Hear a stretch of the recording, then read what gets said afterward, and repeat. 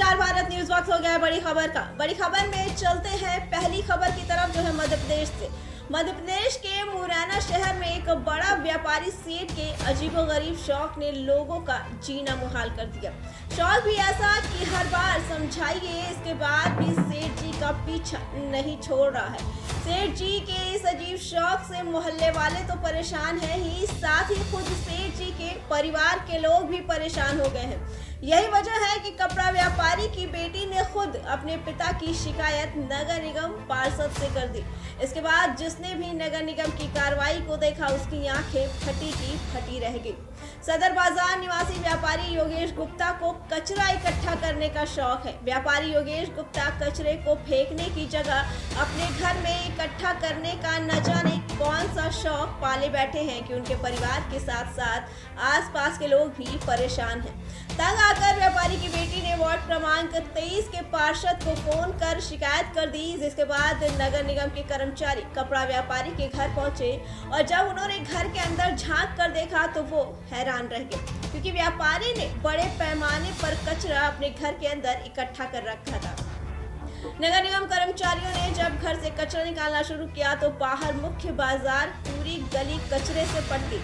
गली में कचरे का ढेर इतना बड़ा हो गया कि उसे ट्रॉली में भरने के लिए जेसीबी मशीन को बुलानी पड़ी।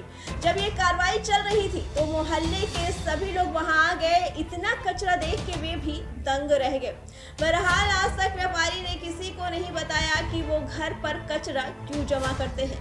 व्यापारी के इस शौक से मुरैना के लोग हैरान हैं। इससे पहले भी व्यापारी के घर से 12 ट्रॉली भरा कचरा और नींबू के छिलके निकले थे। तब ये खबर प्रदेश भर में फैल गई थी। इस बार सेठ जी फिर से अपने अजीब गरीब शौक के लिए सुर्खियों में आ गए। जिनके यहाँ से निकला उनका नाम योगेश गुप्ता है, कपड़े के व्यापारी हैं वो। सदर बाजार में इनकी कपड़े की दुकान है, उसी के ऊपर उनका घर है। इनकी बेटी आई थी कल कहने कि साहब हमारे पिताजी ने काफ़ी कचरा इकट्ठा कर लिया है, उसको ज़रा साफ करवा दो। कचरा इकट्ठा करने का उनका शौक मान लो, बीमारी मान लो, फोबिया मान लो, कुछ भी कह सकते हैं अपन। अलग अलग लोगों की भाषा में अलग अलग शब्द हैं उसके लिए। पर उन्होंने 1.5-2 साल पहले भी ऐसे ही कचरा इकट्ठा कर लिया था। तब फिर सफाई करवाई थी, नगर निगम के लोगों ने आगे सफाई करी थी, कर्मचारियों ने आगे। तब 12 ट्रॉली कचरा निकला था। अब जब कल उनकी लड़की बोल के गई है तो आज सुबह पार्षद जी ने बोला नगर निगम के कर्मचारियों को और उसकी सफाई करवाई, तब 3 ट्रॉली के आसपास कचरा निकला, 5 ट्रॉली कचरा। आसपास के लोगों को बदबू आती है, लेकिन सब लोग शांत रहते हैं। अग्रवालों का मोहल्ला है, कोई ऐसा ज्यादा माइंड भी नहीं करता। काफी नीचे उसमें जो दुकान है वो बाहर के लोगों की है, अपनी दुकानदारी करी और घर चले गए। जो लोग रहते हैं उनने सभी ने कल आके इकट्ठा बोला एक बार में, फिर आज सुबह सफाई करवा दी। कचरा खाली करने में कितना समय लगा होगा? लगभग 2-4 घंटे आराम से।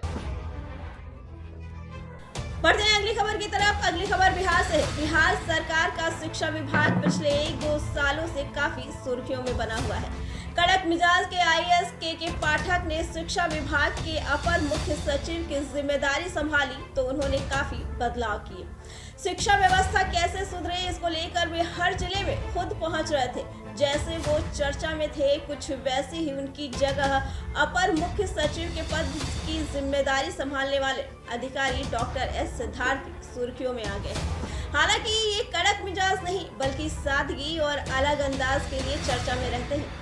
आईएएस अधिकारी डॉक्टर एस सिद्धार्थ के बारे में चलिए आपको बताते हैं। डॉक्टर एस सिद्धार्थ 1991 बैच के भारतीय प्रशासनिक सेवा के अधिकारी हैं।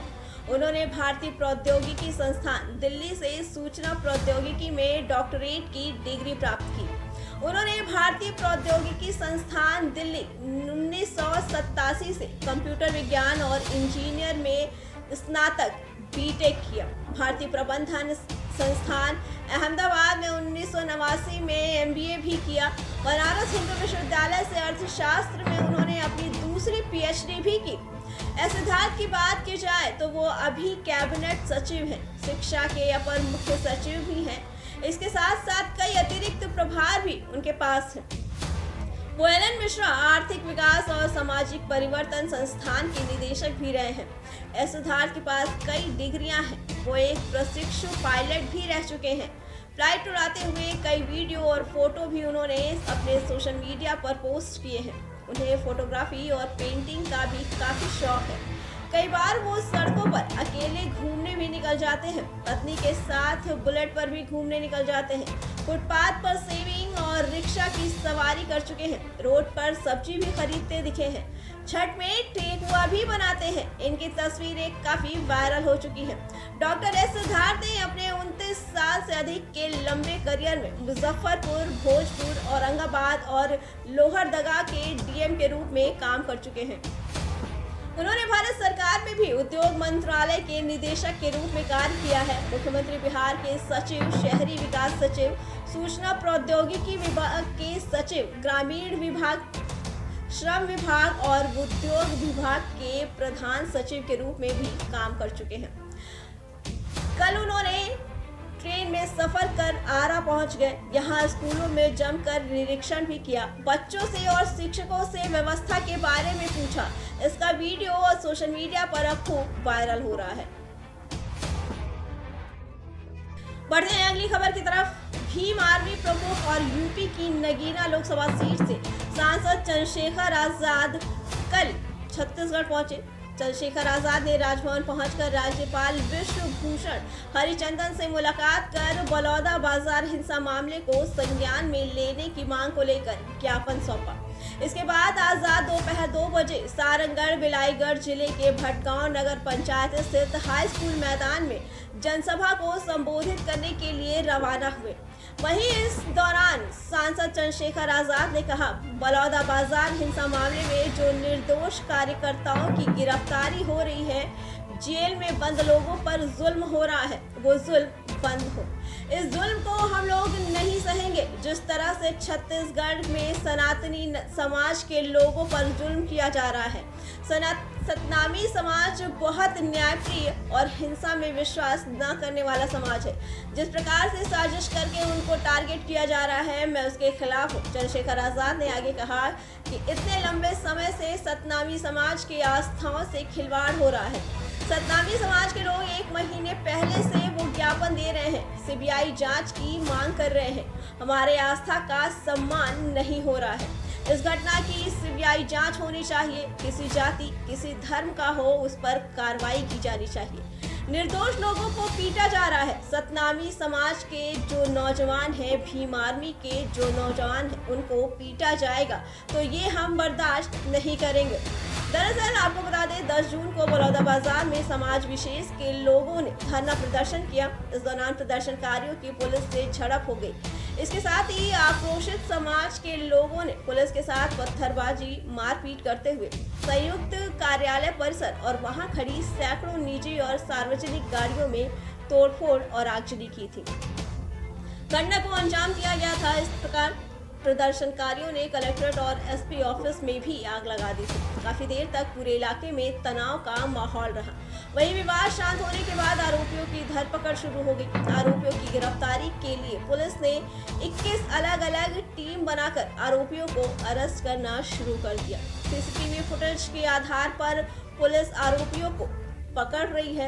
आगजनी मामले में पुलिस ने भीम आर्मी छत्तीसगढ़ के प्रदेश अध्यक्ष राजकुमार जांगड़े, प्रदेश उपाध्यक्ष दिनेश कुमार कठौतिया, भीम आर्मी प्रदेश महासचिव राम स्वरूप महिलांगे, सारंगढ़ बिलाईगढ़ भीम आर्मी प्रदेश कार्यकारिणी सदस्य विजय सोनवानी समेत 153 लोगों को गिरफ्तार किया है। मैं राजभवन आया इसलिए बलौदा बाजार की जो घटना है ये बिल्कुल सच है कि वो निंदनीय है और मैं भी ये मांग करता हूँ कि उसमें सख्त कार्रवाई हो, लेकिन कार्रवाई निर्दोषों पे ना हो, कार्रवाई दोषियों पे हो जिन्होंने वो अपराध किया है।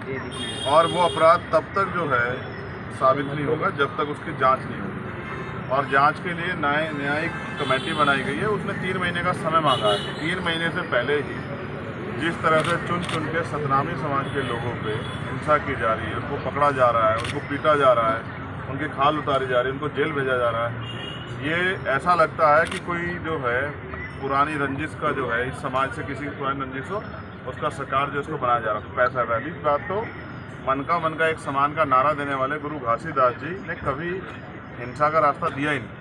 तो सतनामी समाज के लोगों को हिंसक साबित करने में जो सरकार लगी हुई है और एडमिनिस्ट्रेशन में पुलिस लगी, ये किसी भी सूरत में बर्दाश्त करने योग्य नहीं। पूरे देश के सतनामी समाज में रोष है मैं उसी रोष को जो है, जो पूरे देश में चल रहा है, सदन खत्म होते मैं यहाँ इसलिए आया हूँ कि राज्यपाल जो है कमज़ोर वर्गों के लोगों का संरक्षण करें, क्योंकि मैंने महसूस किया है कि यहाँ पिछड़ा वर्ग मूल रूप से संगठित नहीं है और शेड्यूल कास्ट के लोग, अनुसूचित जाति के लोग जो बड़े पैमाने पर सतनामी समाज से जुड़े हुए हैं, वो जब अपने मुद्दों को लेकर मुखर होते हैं तो शायद ऐसा लगता है कि आवाज़ दबाने के लिए सब चीज़ें की जा रही है। जाँच हो, दोषियों पर कार्रवाई हो, लेकिन दोषियों की आड़ में भीम आर्मी या अन्य सामाजिक संगठन या सतनामी समाज के लोगों का उत्पीड़न किया जाएगा तो हम इसकी आवाज़ को दिल्ली में उठाएंगे, दिल्ली में गृह मंत्री जी का घेराव करेंगे और दिल्ली में जो है छत्तीसगढ़ भवन का भी और यहाँ से जाने वाली सरकार का भी, उनसे भी जवाब मांगे। हम किसी कीमत पर चुप नहीं बैठेंगे। तो राज्यपाल से मुलाकात में मुख्यमंत्री से या सरकार के गृह मंत्री से मुलाकात करेंगे? देखिए, मैंने अपनी बात अभी राज्यपाल जी से रख दी है और मैंने उनसे कहा है कि वो सरकार से जवाब तलब करें। अगर उसके बाद भी कार्रवाई नहीं होती है, उसके बाद भी ये जो है अन्याय नहीं रुकता है, तो फिर वो प्रदेशव्यापी आंदोलन तो होगा ही, लेकिन देशव्यापी आंदोलन भी होगा, क्योंकि इस घटना के बाद सतनामी समाज को भी एहसास हो गया है कि उनका अपना कौन है और सिर्फ उनसे वोट का जो है इच्छा रखने वाला या अपने वोट के आधार पर उनको अपना कहने वाला कौन है, ये भी एहसास हो रहा है, क्योंकि जुल्म हो रहा है और सब लोग बैठ के तमाशा देख रहे हैं। मैं चाहता हूँ इस घटना की सीबीआई जांच हो और वो भी सुप्रीम कोर्ट के जजों की निगरानी में, जो दूध का दूध पानी का पानी हो जाए, दोषियों को सजा मिले और निर्दोष लोग जिनको भेजा गया जेल, उनको बिना शर्त के रिहा किया जाए। बिलाईगढ़ में जो सभा होगी उसमें भी समाज बड़े पैमाने पर इकट्ठा होगा और इसी बात पर चर्चा होगी कि जुल्म से किस तरह लड़ा जाए। और जुल्म से लड़ने का तरीका संवैधानिक है कि देश भर में राष्ट्रीय स्तर का एक आंदोलन हो और सरकार को एहसास हो कि सतनामी समाज के लोग सिर्फ यहाँ नहीं रहते, देश भर में रहता है, उनके साथ जुल्म होगा तो वो चुप नहीं रहे। आपकी सभा में ये अपील रहेगी क्या कि जिस तरह से बलौदा बाजार में जो आंदोलन हुए वैसा ना हो? मैंने आपसे फिर कहा, इससे पहले कब हुआ ऐसा? ये एक सोची समझी साजिश है और जब आयोग ने जो जांच कमेटी बनी है 3 महीने का समय जो है मांगा रिपोर्ट देने के लिए, तो फिर लगातार टारगेट करके सतनामी समाज के उन युवाओं को जो समाज के लिए काम कर रहे हैं उनको क्यों टारगेट करके जेल में बंद किया जा रहा है, उनको क्यों पीटा जा रहा है? ये पुलिस का फेलियर है, ये एडमिनिस्ट्रेशन का फेलियर है। जिन फाइलों में आग लगी उसका जवाब देना पड़ेगा। वो किनकी फाइलें हैं, किसको बचाया जा रहा है? क्या हम नहीं समझ रहे? ये सारा षड्यंत्र है, जानबूझ के क्या षड्यंत्र है। ऐसा क्या होता है, कुछ ही फाइलें जलती हैं, बाहर के पोर्शन में आग नहीं लगती। मैं इस हिंसा के खिलाफ, लेकिन मैं कह रहा हूँ दोषियों पर कार्रवाई हो, लेकिन निर्दोष लोगों की कार्रवाई करके दोषियों को बचाने और इस मामले में जाके जो गंभीर मामले चल रहे हैं प्रदेश में, उन पर पर्दा ढकने का जो इंतजाम चल रहा है वो नहीं चलेगा। उसका जवाब देना पड़ेगा। और मैं फिर सरकार से भी ये कहना चाहता हूँ, सरकार भी सबकी है, तो वो सतनामी समाज के लोगों को टारगेट करके या इस समाज के जो निकले हुए लोग हैं, संघर्ष करने वाले लोग हैं, उनको टारगेट करके इनकी जवान दबाने का काम करेगी तो हम लोग चुप नहीं रहेंगे। प्रदेश और राष्ट्रीय स्तर पर मजबूत आंदोलन करेंगे। सरकार जांच कराना, सीबीआई जांच। सरकार अगर इतनी गंभीर है, कैसे हो गया? इतना बड़ा समुदाय इकट्ठा, इंटेलिजेंस का फेलियर है, LIU का फेलियर है। क्या कर रही थी पुलिस, क्या कर रहा था एडमिनिस्ट्रेशन? क्यों तमाशा देखने के लिए बैठे, तनख्वाह लेते हो? तो मौके पर जाके काम करते, हालात संभालने का प्रयास करते। क्या किया? दफ्तर छोड़ के भागे।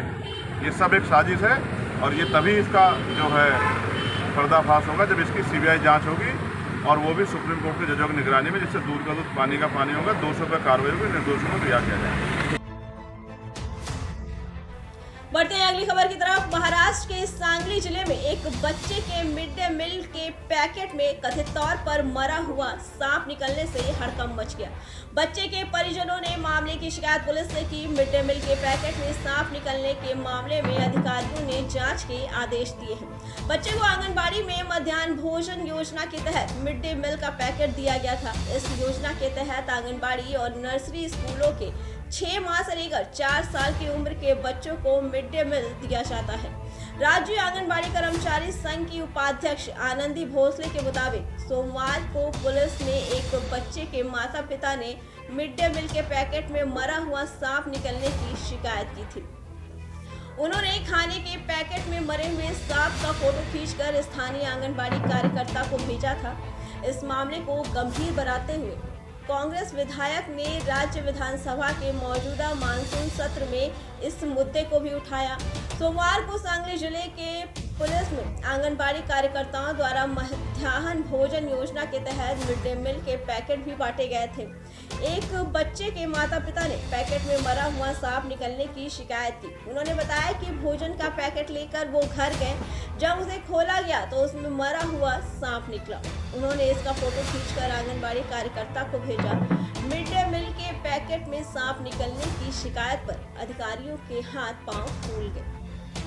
राज्य आंगनबाड़ी कर्मचारी संघ के उपाध्यक्ष आनंदी भोसले ने यह बताया कि आंगनबाड़ी कार्यकर्ता ने उक्त फोटो हमारे जिला सेविका समूह को भी भेजा। तब तक शिकायतकर्ता परिजनों ने सांप को नष्ट कर दिया था।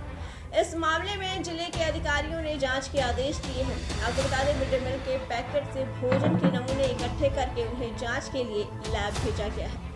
पुलिस केड़ागांव के कांग्रेस विधायक विश्वजीत कदम ने इस मुद्दे को राज्य विधानसभा के मौजूदा मानसून सत्र में उठाकर जांच कर दोषियों के खिलाफ सख्त कार्रवाई की मांग भी की है।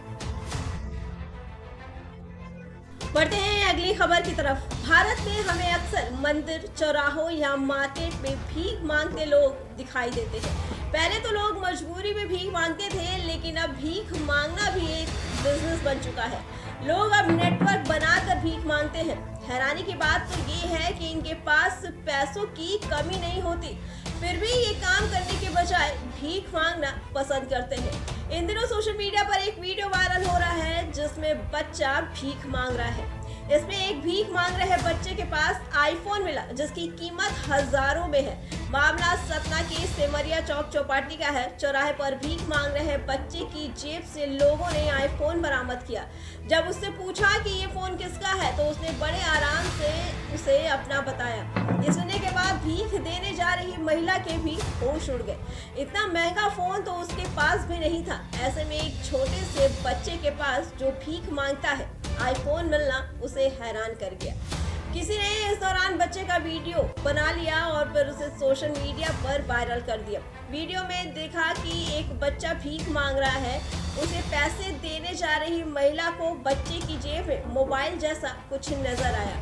इसके बाद महिला ने उसे जेब से फोन निकालने को कहा। जैसे ही बच्चे ने फोन निकाला, सबके होश उड़ गए। बच्चे की जेब में आईफोन मौजूद था। जब बच्चे से पूछा गया कि फोन किसका है तो उसने जवाब दिया कि ये फोन उसी का है। ये सुनने के बाद वहां लोगों की भीड़ लग गई। लोग बार बार उससे यही पूछते रहे कि सच बताओ, फोन कहां से मिला। बच्चा अपनी बात पर टिका रहा, कहने लगा कि उसने बाजार से इसे खरीदा है। हालांकि किसी को इस बात पर यकीन नहीं हुआ। लोग हैरान हैं कि भीख मांगने वाले इतने छोटे बच्चे के पास हजारों रुपए कहां से आए जो उसने आईफोन खरीद लिया। फिलहाल इस खबर में इतना ही। बाकी खबरों के लिए देखते रहे स्टार भारत न्यूज।